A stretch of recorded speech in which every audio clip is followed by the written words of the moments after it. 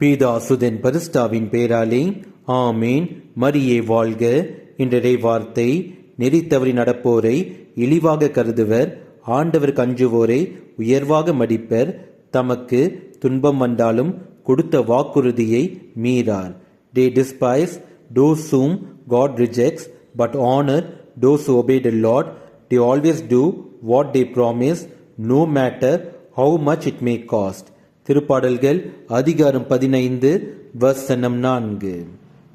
வாழ்க்கையில் எவ்வளவு துன்பம் வந்தாலும், நெருக்கடிகள் ஏற்பட்டாலும், ஒருபோதும் கடவுள் இயேசு கிறிஸ்துவுக்கு துரோகம் செய்யாமல் அவருக்கு நாம் கொடுத்த வாக்குறுதியில் நிலைத்திருந்து உண்மையாக நேர்மையாக வாழும்போது நாம் நம்முடைய கடவுள் இயேசு கிறிஸ்துவின் ஆசீர்வாதத்தை நம்முடைய வாழ்வில் நன்கு உணர்வோம். இயேசுவுக்கே புகழ். மரியே வாழ்க. ஆமேன். என்னென்ன துன்பம் வந்தாலும் நான் கலங்கிடவே மாட்டேன். என்னென்ன துன்பம் வந்தாலும் நான் கலங்கிடவே மாட்டேன்.